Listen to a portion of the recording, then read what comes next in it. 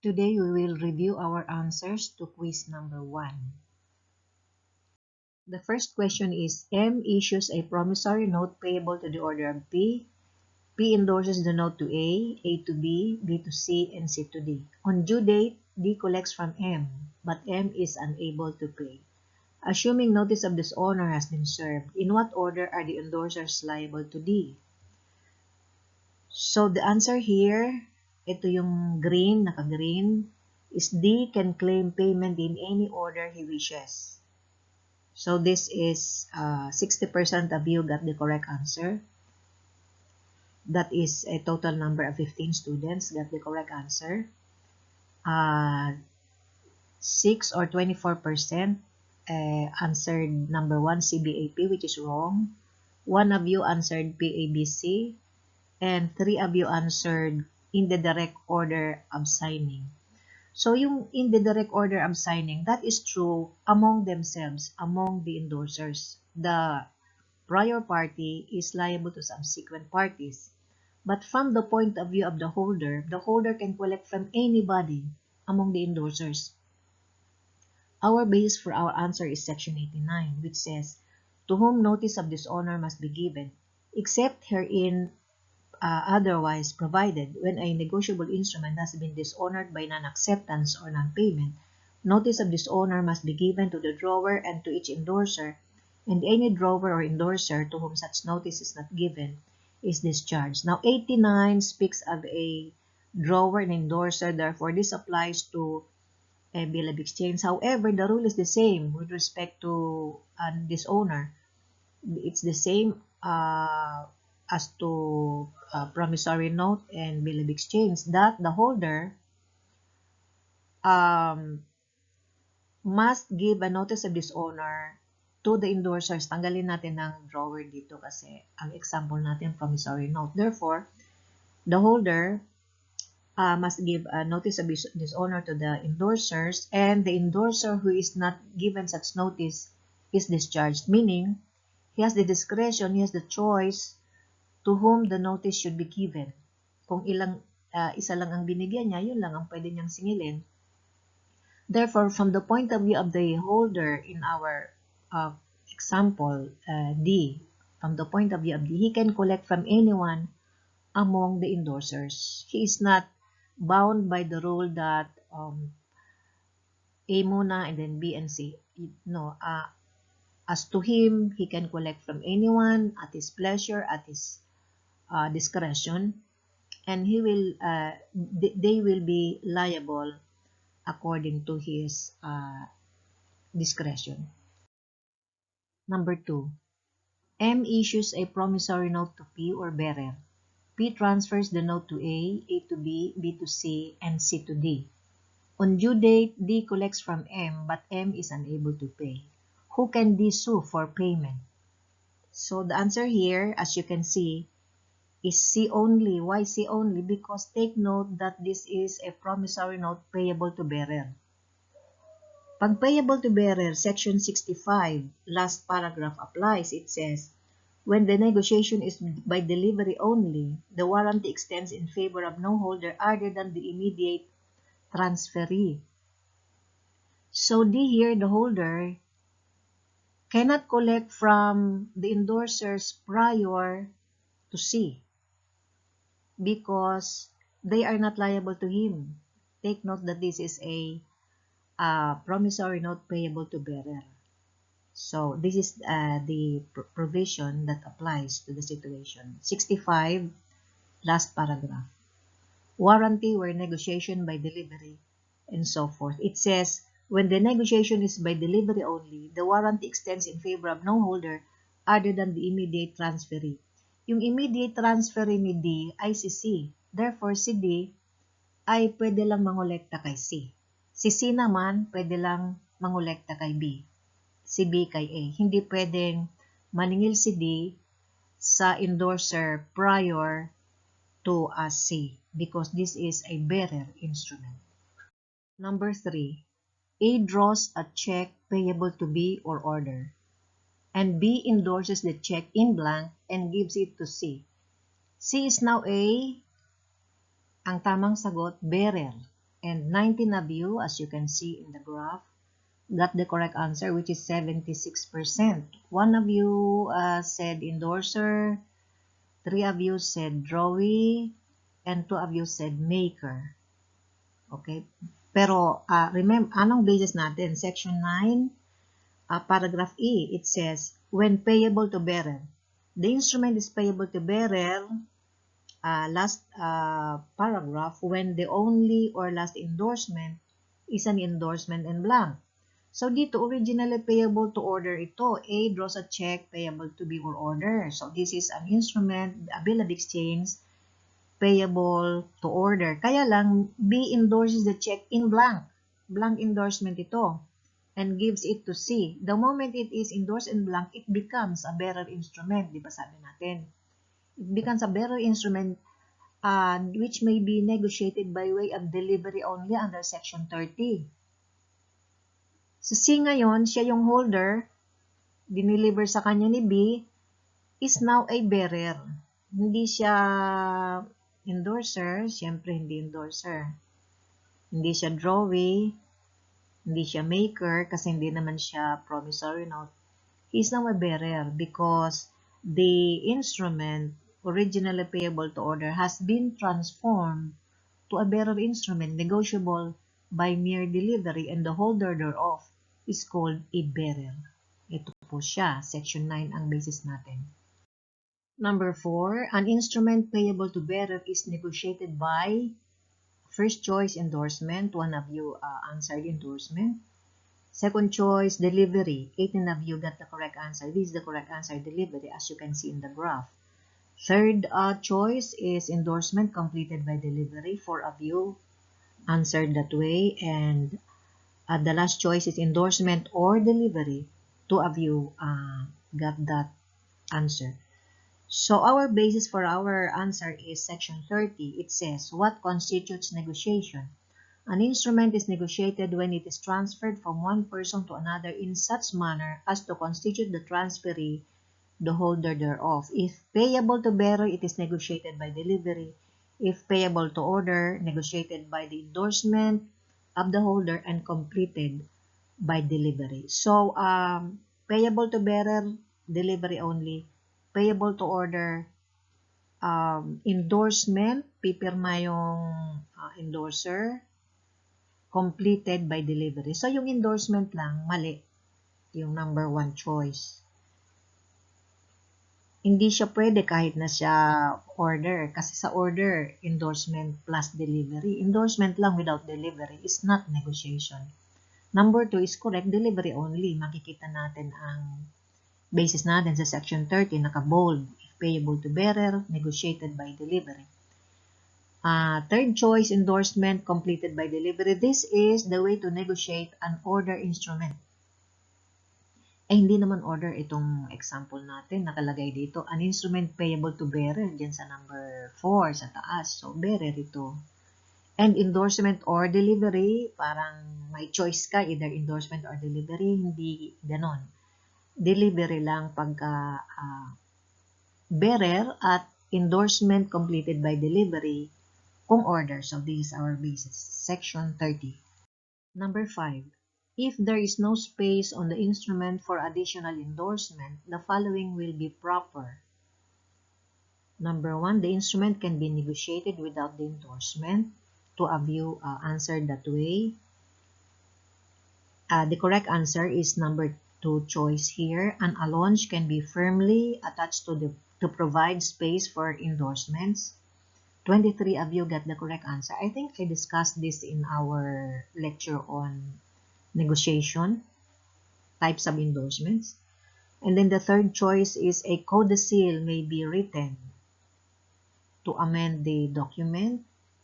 None of you answered that way. And finally, the last choice is the instrument is discharged. Of course, that is not correct. So our basis is Section 31. It says here, endorsement how made. The endorsement must be written on the instrument itself or upon a paper attached thereto. Ito yun, paper attached thereto. The signature of the endorser without additional words is a sufficient endorsement. Yung nakalagay ditong a paper attached thereto, ito yung allonge. as I explained in our earlier lecture on negotiation. So, the endorsement may be written on the instrument itself, or if there is no more space for additional endorsements, the endorser may make use of a separate piece of paper on which he can write the endorsement, and this piece of paper is called allonge. That's why the correct answer here is an allonge can be firmly attached to provide space for endorsements. So in our graph here, that is choice number 2, and 92% of you got it correctly. Number 6. John endorses a bill in this way. Pay to Deborah without recourse. Signed, John. In legal terms, how does this endorsement affect John? First choice, it does not affect him at all. 4 of you answered that way. It makes him liable to Deborah. 7 of you answered that way. It renders the bill non-negotiable. 1 of you answered that way. But the correct answer is it relieves John of liability on the bill. 13 of you got it correctly, or 52%.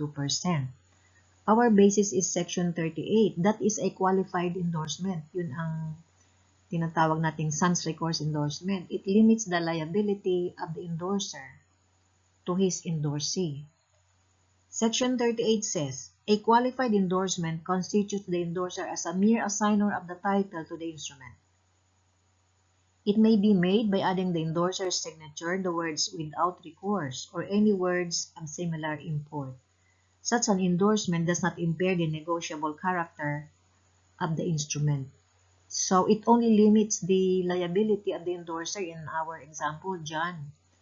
So in the event that Deborah does not collect or fails to collect from the party primarily liable, from the drawee, in our example, because this is a bill, he cannot collect from John because this is a sans recourse endorsement. He can collect from the other endorsers if there are other endorsers, but not from John.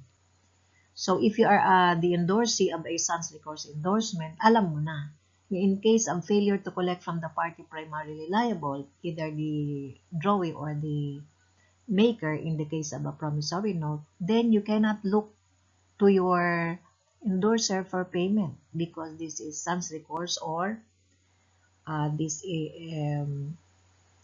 means that the endorser is saying that in case you are unable to collect, you do not collect from him because he is not liable on the instrument. So this is qualified endorsement. Number 7. As a general rule, which of the following statements about holders in due course is correct? The first choice is holders in due course receive no immunity in terms of defenses against payment on a negotiable instrument.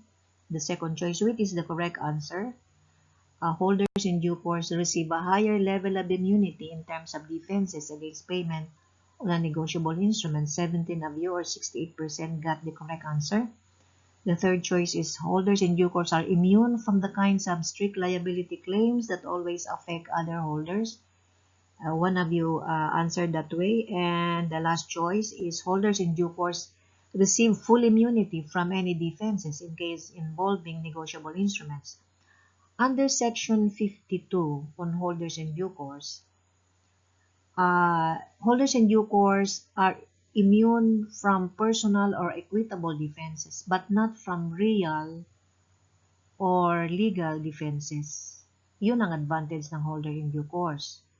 So, the correct answer is the second choice. Holders in due course receive a higher level of immunity in terms of defenses against payment on a negotiable instrument. Yung first choice, bakit siya mali? Because it says holders in due course receive no immunity. So, this is not correct because it is immune from personal or equitable defenses. Yung third choice, holders in due course are immune from the kinds of strict liability. Strict liability includes real, and this is not correct. And the last choice is holders in due course receive full immunity. Ibig sabihin, both personal and real, which is not correct because, I repeat, holders in due course are immune only from personal or equitable, but not from legal or real defenses. So, examples of their immunity are Section 13, this insertion of a wrong date. A holder in due course is not affected by this. 14, blanks when may be filled. A holder in due course also is not affected by a wrong insertion. 16, delivery. There is a presumption of delivery to a holder in due course. In 28, absence of consideration, holder in due course is also immune from that defense because it is only a personal defense. And 1 to 4, this is a material alteration. A holder in due course is not affected by a material alteration. He can recover, but only according to the original tenor of the instrument. So this is number 7. Number 8. Which of the following is not a negotiation of a negotiable instrument? First choice, delivery to the payee of an instrument payable to bearer. This is a negotiation of a bearer instrument. Number 2 choice, which is the correct answer. This is not a negotiation. Delivery to the payee of an instrument payable to bearer Jose. Why isn't this a negotiation? Because first of all, the instrument is non-negotiable because it is payable to a specific person, Jose. The word bearer here is descriptive of Jose. To transform this into a negotiable instrument payable to bearer, this should read payable to Jose or bearer. Hindi bearer Jose. Kasi yung bearer Jose, dinidescribe si Jose being the bearer. So, therefore, the second choice is the correct answer. 11 of you got it correctly, or 44%. The third choice is delivered of an instrument payable to the order of Superman. So, we learned from previous lessons that if the payee is a fictitious person or one who does not exist, then it is actually a bearer instrument. It is payable to bearer. So, this is a proper negotiation of a bearer instrument, delivery of an instrument payable to the order of Superman. And the last choice is endorsement and delivery of an instrument payable to the order of Jose. So this is the way to negotiate an order instrument. Endorsement completed by delivery. So the first, the third, and the fourth choices are negotiation of a negotiable instrument. The second choice is not. Yun ang tamang sagot. Kasi ang tanong dito, which of the following is not a negotiation of a negotiable instrument? So this is not a negotiation of a negotiable instrument. I repeat, because it is payable to a specific person, Jose, because the word bearer here is descriptive of Jose. To transform this into a bearer instrument, it should read payable to Jose or bearer. So that's it. Number 9, an endorsement is restrictive if, number 1 choice, it is endorsed to Jose. 3 of you answered that way. Second choice, if it is endorsed to Jose or bearer. 1 of you answered that way. The third choice is the correct answer. It is endorsed to Jose in trust for Pedro. 20 of you got the correct answer, or 80%. And the last choice is it is endorsed to the order of Jose. 1 of you answered that way. So our basis for this is a restrictive endorsement. And under Section 36, a restrictive endorsement is one that prohibits, letter A, the further negotiation of the instrument. B, constitutes the endorsee, the agent of the endorser. C, vests the title in the endorsee in trust for or to the use of some other person. So, ito yun, yung third choice. Ang example natin dito, pay to X for the account of Y. So, it is endorsed to say in trust for Pedro. I think we discussed this thoroughly in our previous lesson on negotiation, beginning with Section 30. So, this is a restrictive endorsement. It vests the title in the endorsee in trust for the use of some other person. Yung endorsee dito ay si Jose, pero it is in trust to or for the use of Pedro. So this is the correct answer, the third choice. So number 10 should be easy because all the answers, all the choices are correct. The instrument is payable to bearer if it is 1. Payable to order of cash. 4 of you answered that way, which is correct. Payable to cash, which is correct also. 6 of you answered that way. Payable to the King of the Philippines. Sabi natin, if the payee is a fictitious person or one who does not exist in the real world, that is actually payable to bearer. So, King of the Philippines, wala namang ganon. So, this is payable to bearer. 2 of you answered that way. Or payable to any or all of the above. So, payable to cash, payable to the order of cash, payable to the King of the Philippines. They are all payable to bearer, and all of you got this correctly. Our page is section 9, when payable to bearer. The instrument is payable to bearer when it is expressed to be so payable. So, pag sinabi mong pay to bearer or payable to bearer yun. When it is payable to a person named therein or bearer. So, payable to Jose or bearer. That is payable to bearer. When it is payable to order of a fictitious or non-existing person. Ito yun, fictitious. King of the Philippines or Pedro Penduko or Cash. Wala namang taong pangalan ay Cash. Diba? And D, when the name of the paid does not purport to be the name of any person. So, halimbawa, paid to cash or paid to ABC, paid to XYZ. These are payable to bearer. And finally, when the only on last endorsement is an endorsement en blanc. So, ito yung if the instrument is originally payable to order, but the last endorsement, either there's only one endorsement or there are several, but the last endorsement is an endorsement en blanc. Ibig sabihin, pumirma lang siya, si endorser, walang sinabi kung sino yung endorsee. Then, it is transformed into a bearer instrument. So, ito yung basis natin, and all of you got this correctly. 11. X wants to lend money to Y, but he doesn't trust Y. So he asks his friend Z to sign the promissory note in behalf of Y. Z receives no consideration for lending his name. Which statement is correct? First choice, X is the accommodated party. Second choice, which is the correct answer, Z is an accommodation party. 23 of you or 94% got this correctly. The third choice is X is an accommodation party. 1 of you answered that way. And the last choice is Y is not a party to the contract. 1 of you answered that way. So X here is the lender or the creditor. Y is the debtor. Z is the accommodation party. So the second choice is the correct answer. 23 of you or 92% got it correctly. So our basis is section 29, liability of accommodation party. An accommodation party is one who has signed the instrument as maker, drawer, acceptor, or endorser without receiving value therefore and for the purpose of lending his name to some other person.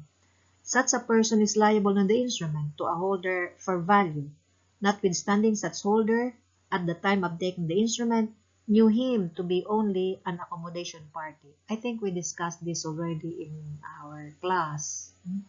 Somebody reported on this. So, Z here is the accommodation because, number 1, he is signing the promissory note in behalf of Y, in behalf of some other person, in behalf of the debtor. And he receives no consideration for lending his name. So, pasok siya dito sa section 29. So, the correct answer is the second choice. Z is an accommodation party. Number 12, the following instrument is negotiable, assuming all other requisites are present. 1, I promise to pay to Pedro Santos 50,000. 5 of you answered this way. This is not negotiable because this is payable to a specific person. The words of negotiability are order and bearer. Wala siya. It's not payable to order. It's not payable to bearer. It's payable to a specific person, non-negotiable. 5 of you answered that way. Number 2 choice, pay to X or his order 50,000 and deliver 10 sacks of rice. This 2 is non-negotiable because it is payable in some certain in money only. Dito mayroong additional engagement to deliver 10 sacks. So this defeats the negotiability of the instrument. it should be payable in money only. Third choice, I promise to pay to the order of B 50,000 and such other sums he may be entitled to. This too is not negotiable because it is not certain. The amount is not certain. Sinasabi, such other sums. So, hindi makwenta kaagad. So, since the sum payable is uncertain, then this is not negotiable. The correct answer is that last choice. I promise to pay X or bearer 50,000 with interest. So, it is payable in money. The amount is certain. And we learn from previous lessons that the fact it is payable with interest does not destroy or does not affect the negotiability. So the last choice is the correct one, and 16 of you, or 64%, got it correctly. Number 13, which among the following has a conditional promise, hence non-negotiable? So we are assuming here that 3 are negotiable and 1 is non-negotiable for being conditional, and we are looking for that one non-negotiable instrument for being conditional. So the first choice is this bill of exchange to D, pay to the order of P 50,000, signed drawer. This is negotiable. Number 2 choice, which happens to be the correct answer, 13 of you, or 52%, got it correctly. To D, pay to the order of P 50,000 out of my money in your hands, signed drawer. We will explain shortly why this is conditional and therefore non-negotiable. The third choice is to D, pay to the order of P 50,000 and reimburse yourself from the money in your hands. 3 of you answered this way. And the last choice is a promissory note. It says, I promise to pay P or his order 50,000 on the day his father passes away. So, number 1 is negotiable. It complies with the requirements of Section 1. Number 2 is non-negotiable. Why is this non-negotiable? Ang basis natin ay Section 3, when promise is unconditional. An unqualified order or promise to pay is unconditional within the meaning of this act, though coupled with A, an indication of a particular fund out of which reimbursement is to be made. This is applicable in choice number 3. Nakalagay to D, pay to the order of P 50,000 and reimburse yourself from my money in your hands. So, the money in your hands, which is the source of funding, is the source of reimbursement, not the source of payment.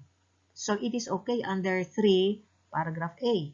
The second paragraph, a statement of the transaction which gives rise to the instrument. But our basis for saying that number 2 is the correct answer is the last sentence. But an order or promise to pay out of a particular fund is not unconditional, meaning it is conditional. Dito sa paragraph, sa second choice, to D, pay to the order of P 50,000, the money in your hand here is the source of payment, not the source of reimbursement, unlike in choice number 3. The money in your hands is the source of reimbursement, and it is unconditional under Section 3, first paragraph. Pero itong second choice ay the money in your hands is the source of payment, which makes it conditional. Why conditional? It is conditioned upon the existence of the fund and the sufficiency of the fund. Even assuming that the fund is sufficient, still it is conditional because the condition is stated in the instrument itself. So this is the correct answer. 13 of you, or 52%, got it correctly. So this is the rule. If the source of funding is stated in the instrument is conditional and therefore non-negotiable. But if the source of reimbursement is stated in the instrument is negotiable because the source of reimbursement is not the source of funding. Therefore, under Section 3, Paragraph A, that is negotiable. I'd like to add a little discussion to problem number 13. Kasi itong last choice dito, I promise to pay P or his order 50,000 on the day his father passes away. I think I failed to discuss this in the previous slide. So is this negotiable? Yes, this is negotiable. Because under Section 1, Paragraph C, for the instrument to be negotiable, it says it must be payable on demand or at a fixed or determinable future time. And under Section 4, what is determinable future time?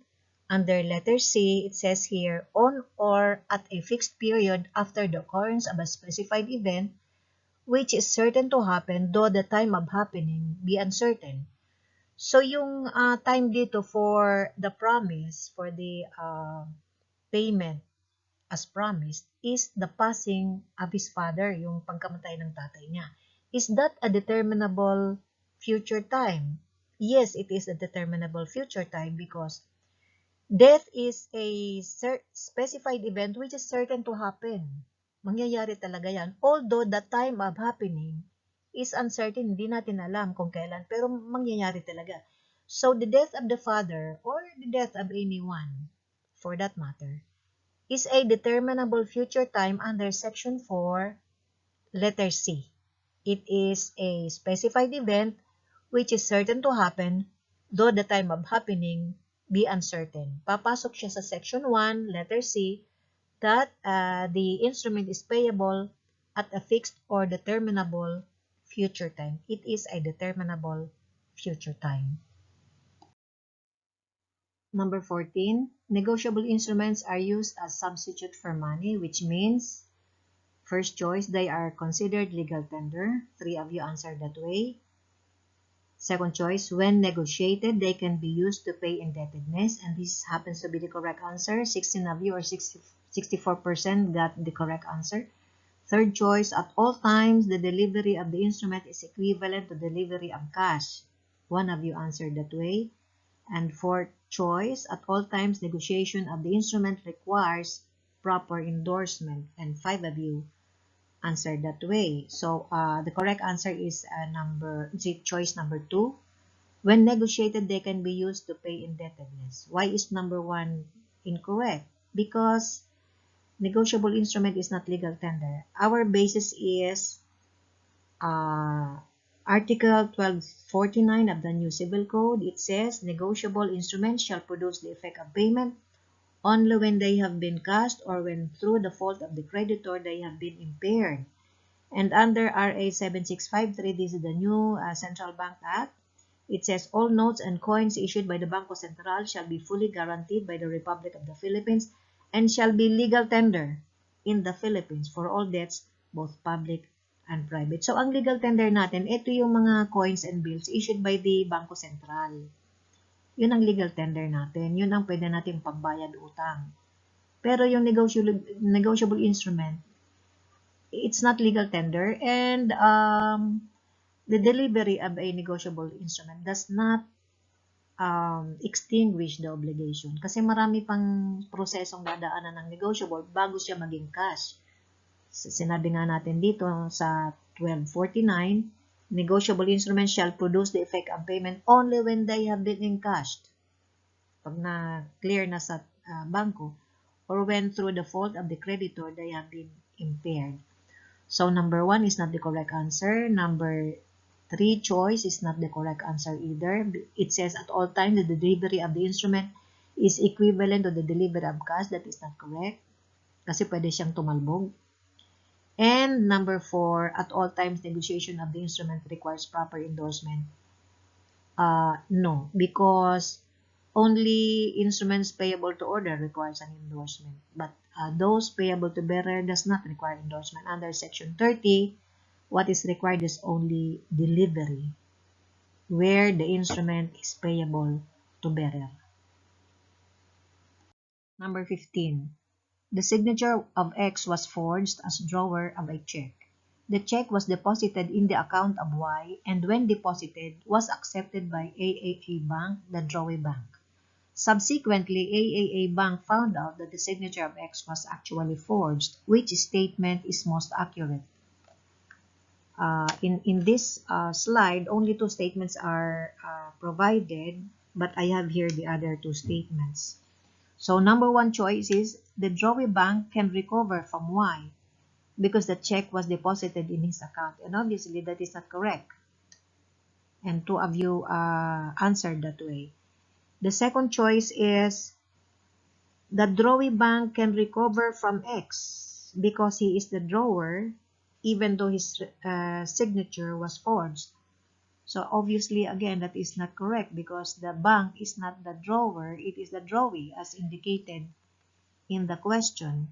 The third choice is actually the correct answer. It says the drawee bank is stopped from denying the genuineness of the signature of X, the drawer. So 14 of you got it correct, or 56%. And we will explain shortly why it is the correct answer. The third choice is the drawee bank can recover because as endorser, he warrants the signature, the genuineness of the signature of the drawer. So that is not correct because the drawee bank here is not the endorser. So let us explain why this is the correct answer. The drawee bank is stopped. Under 62, liability of the acceptor. The acceptor, by accepting the instrument, engages that he will pay it according to the tenor of his acceptance and admits, number one, the existence of the drawer and the genuineness of his signature and his capacity and authority to draw the instrument, and letter B, the existence of the payee and his then capacity to endorse. So, sa macheke, ang drawee dyan ay yung bangko. Nakalagay naman dito, AAA Bank, the drawee bank. And the bank accepted the instrument. But later on, after having accepted, naging acceptor na siya nung tanggapin ni AAA Bank yung cheque, naging acceptor under 62. Hindi na siya basta drawee, acceptor na siya. And the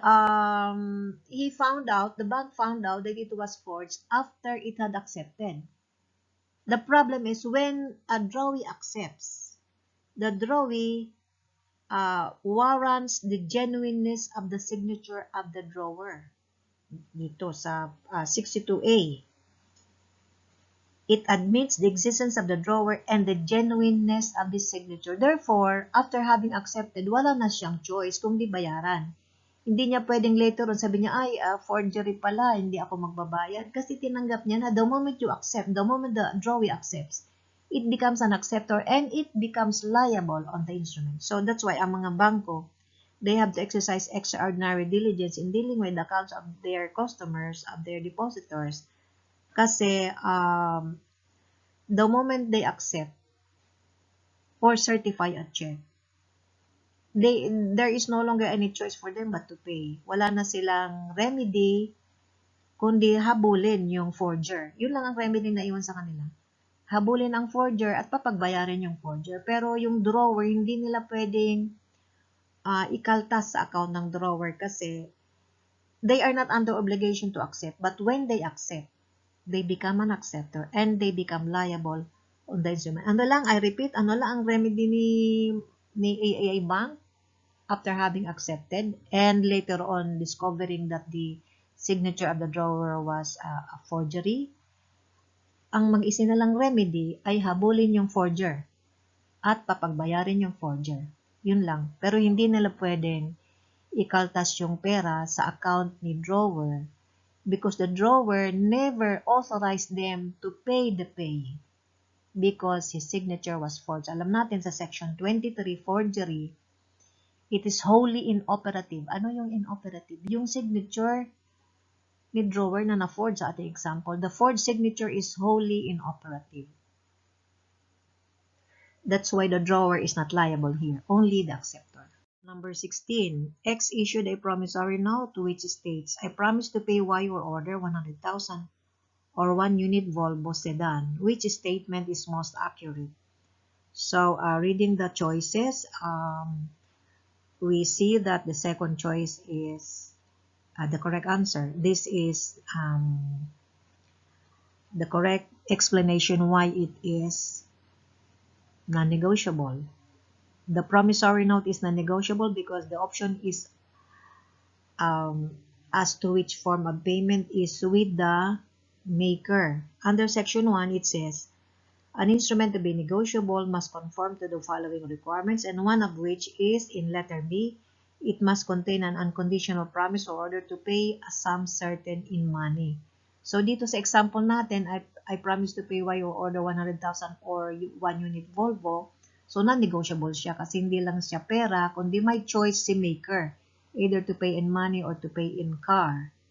So, this defeats the negotiability of the instrument.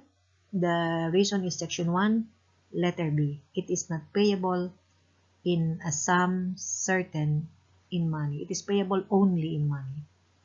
Number 17. X issued a promissory note which states, I promise to pay Y or better the amount of 50,000 Hong Kong dollars on or before December 30, 2019. Is the promissory note negotiable? First choice, no, because the promissory note becomes invalid because the amount is in foreign currency. Nobody answered that way. Second choice, which is the correct answer. Yes, the promissory note is negotiable even though the amount is stated in foreign currency, and we will explain later why. And number 3 choice, no, the promissory note is not negotiable because the amount is in foreign currency. And the last is, yes, the promissory note is negotiable because Hong Kong dollar is legal tender in the Philippines. So, kitang-kita mo naman na yung tatlong reasoning ay mali. So, the second choice, which is the correct answer, 23 of you or 92% got it correctly. The promissory note is negotiable even though the amount stated is in foreign currency. Our basis is Section 6. Omission, seal, particular money, etc.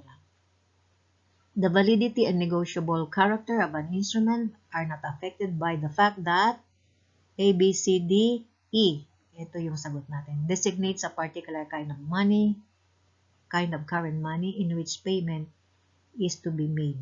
Pwede yun na mag-stipulate tayo na payment is to be made in foreign currency. However, if at the time of payment, the currency is unavailable, then it is the payment is based on the exchange rate.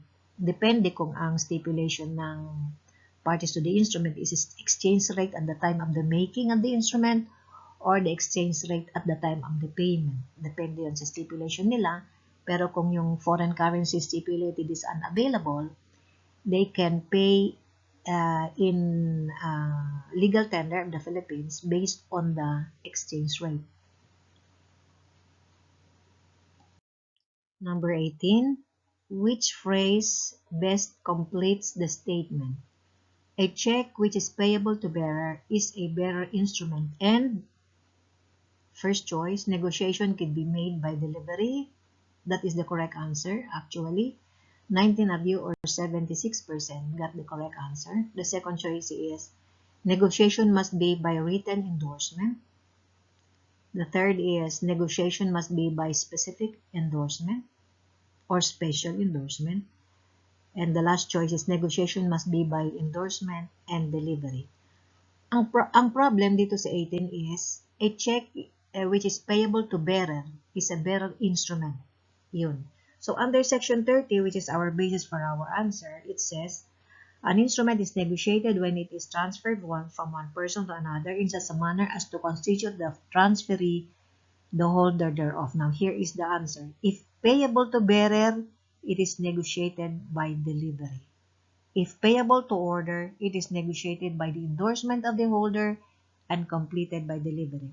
Since our question involves a check payable to bearer, then the correct answer is the first choice here. Negotiation can be made by delivery only based on Section 30, second sentence. Negotiation must be by written endorsement kung siya ay payable to order. Hindi naman payable to order ang question natin.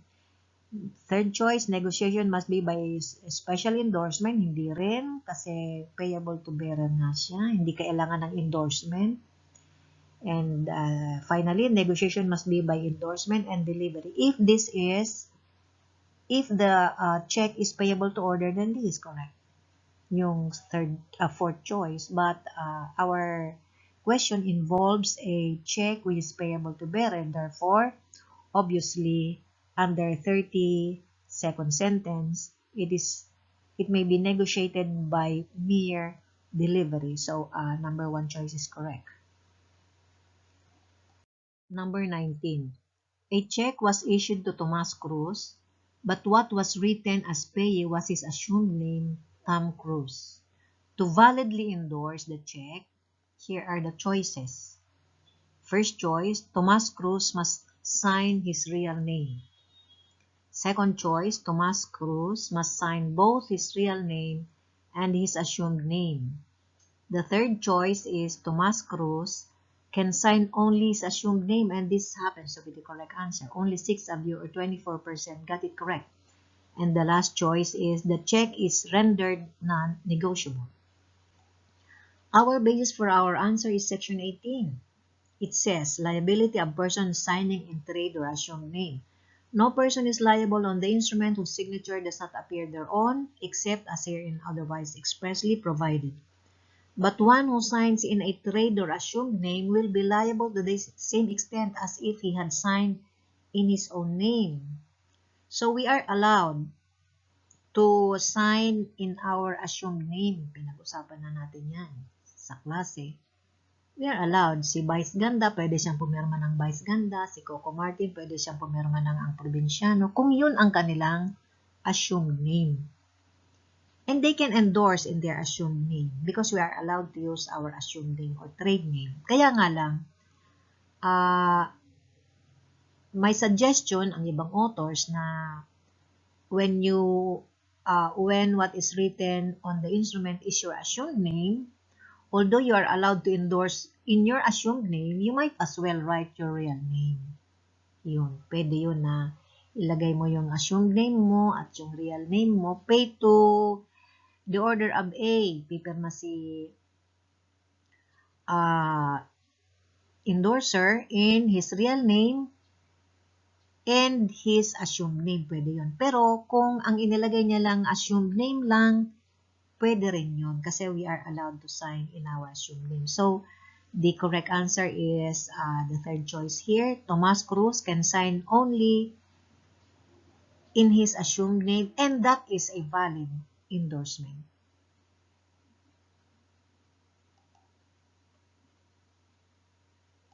Number 20, Onyok broke his piggy bank to buy himself a toy. At the toy store, he chose a little airplane worth 1,250 pesos. He paid the whole amount with 25 centavo coins, but the cashier objected. Onyok's mother assured the cashier that she would pay whatever the balance, if any. How much is the mother liable?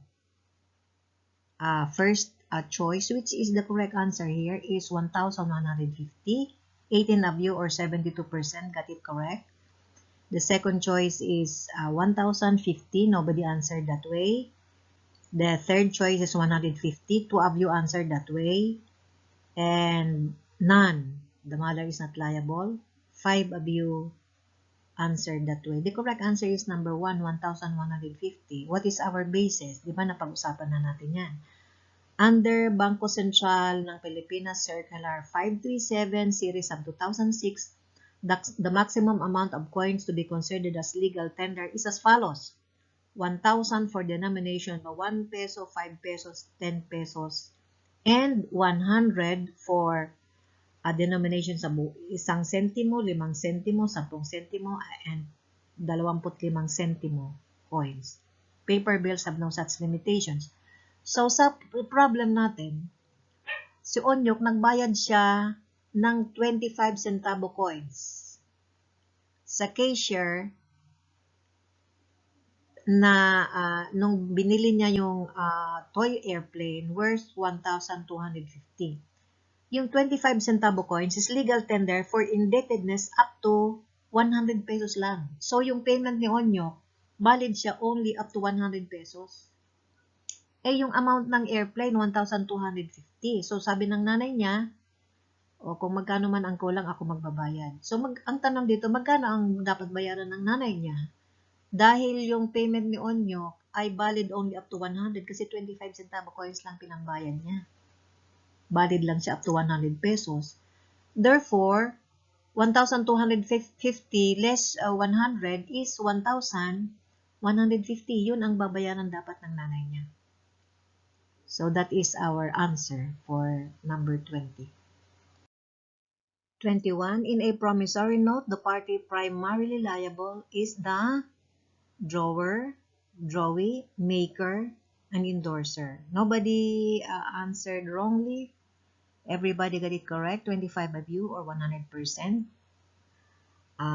chose the correct answer, maker.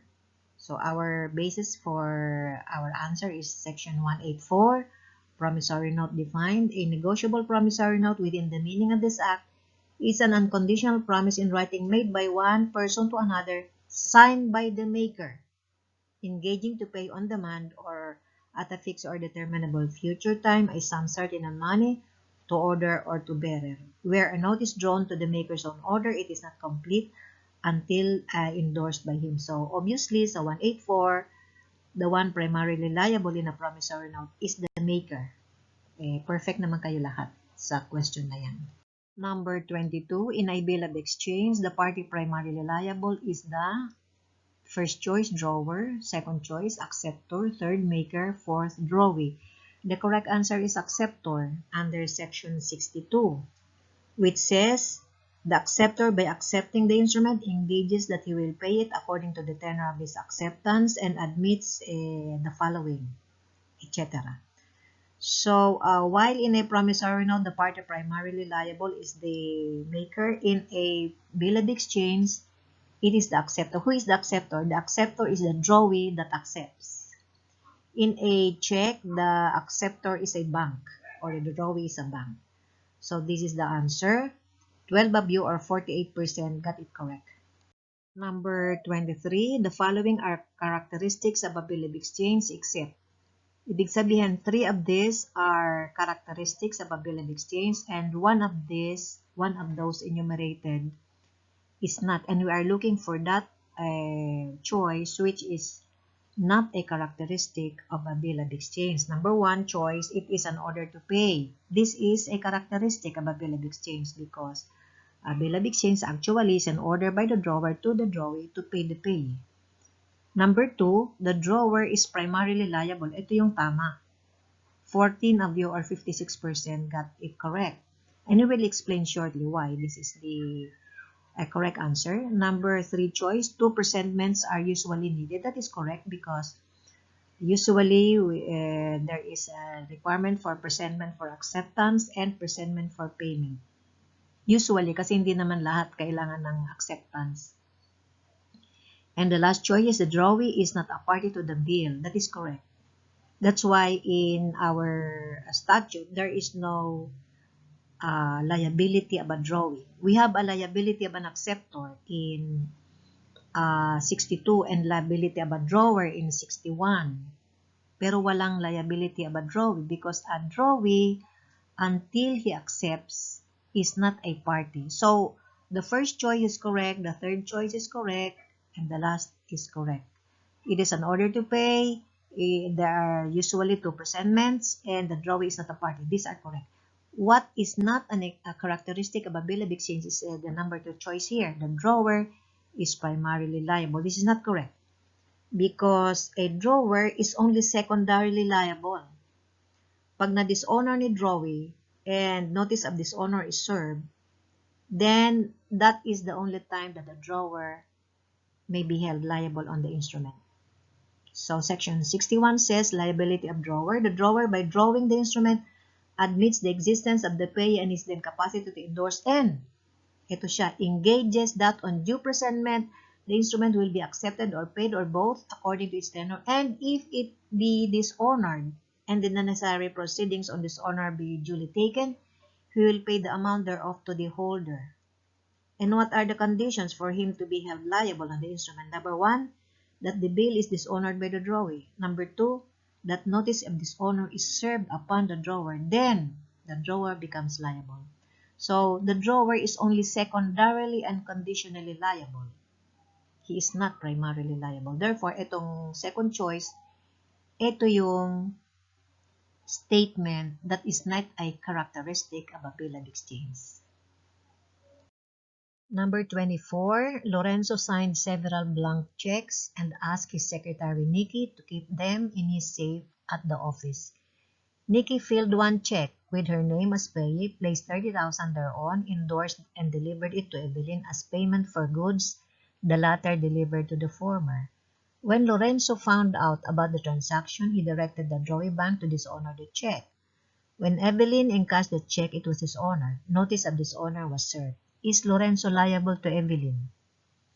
So, this is incomplete and not delivered. Incomplete and undelivered under Section 15. Bakit incomplete and undelivered? Kasi pinirmahan lang, blank check, pinirmahan. Ano ibig sabihin ng blank check? Walang payee, walang date, walang amount. Basta lang pumirma si Lorenzo. So, this is a blank check.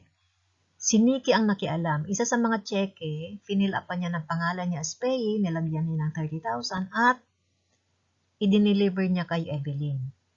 Okay, so, under Section 15, it says, where an incomplete instrument has not been delivered, it will not, if completed and negotiated without authority, be a valid contract in the hands of any holder, as against any person whose signature was placed thereon before delivery. And who was it? Whose signature was there before it was delivered to Evelyn? It was the signature of Lorenzo. It says here, it is not a valid contract in the hands of any holder, and any holder includes a holder in due course. So even assuming that Evelyn is a holder in due course, lack of delivery is a real defense. So any holder, as against any person whose signature was placed before delivery. So it was Lorenzo's signature that was there before it was delivered to Evelyn. Therefore, Section 15 says, it is not a valid contract in the hands of any holder against any person whose signature was placed thereon before delivery. Therefore, the instrument does not bind Lorenzo because it is incomplete and undelivered. This is a real defense available to Lorenzo. 25. Suppose Lorenzo drew a check for 10,000 payable to Nikki, but the latter altered the amount to 110, then endorsed it to Evelyn, who has no knowledge of the alteration. When presented for payment, the drawing bank dishonors the check. Notice of dishonor was served. Would Lorenzo be liable to Evelyn? So this is an altered check. This is material alteration. Why material? Because there is an alteration as to the amount. From 10,000, which is the original tenor, ginawa ni Nikki na 110, dinagdagan niya ng 1, naging 110. So this is material alteration under 124 and 125. And apparently, Lorenzo is unaware of the alteration. It was committed by Nikki, and Nikki endorsed the instrument to Evelyn, who, according to the problem, is a holder in due course. Sabi dito, Evelyn, who has no knowledge of the alteration, so she is a holder in due course. So, but it was dishonored by the bank upon Lorenzo's order. So, notice of dishonor was served upon Lorenzo. The question is Lorenzo liable to Evelyn? Ano ang rule sa material alteration under 124? Sabi sa 124, where a negotiable instrument is materially altered without the assent of all parties liable thereon, it is avoided, nawawala ng bisa, except as against a party who has himself made, authorized, or assented to the alteration of subsequent endorsers. So, nawawalan ng bisa siya doon sa mga tao na walang alam. Pero, ang liable lang dito ay yung mismong gumawa ng alteration. In this case, Nikki. Liable si Nikki dito. Pero si Lorenzo, hindi siya liable apparently kasi he has no knowledge, he did not assent, he did not order the alteration.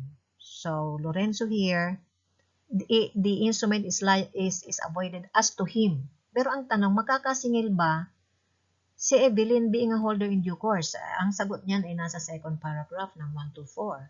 It says, but when an instrument has been materially altered and is in the hands of a holder in due course, not a party to the alteration, he may enforce payment thereof according to its original tenor. So, the question is Evelyn a holder in due course? Apparently, yes, because nakalagay sa problem, Evelyn has no knowledge of the alteration. Therefore, she is a holder in due course, and therefore, according to 124 second paragraph, he may enforce payment. But how much can she collect from Lorenzo? 10 or 110? Nakalagay dito, according to its original tenor. The original tenor is 10,000. The altered tenor is 110. Okay? So, nobody can enforce payment according to the altered tenor. Only a holder in due course according to the original tenor. Okay, so this is the answer. Ito lang ang section sa negotiable instruments law that talks of original tenor and tenor as altered. And the liability of the drawer here is the original tenor. Kasi this was dishonored by the drawee bank. Diba? So, assuming na notice of dishonor was served, sabi naman dito sa problem notice of dishonor was served, and therefore, the Lorenzo is liable for 10,000 in favor of Evelyn, who is a holder in due course. But, if Evelyn is not a holder in due course, she cannot collect. So, this is another situation where a holder in due course has a privilege that is not available to holders not in due course. So this is the last. Thank you.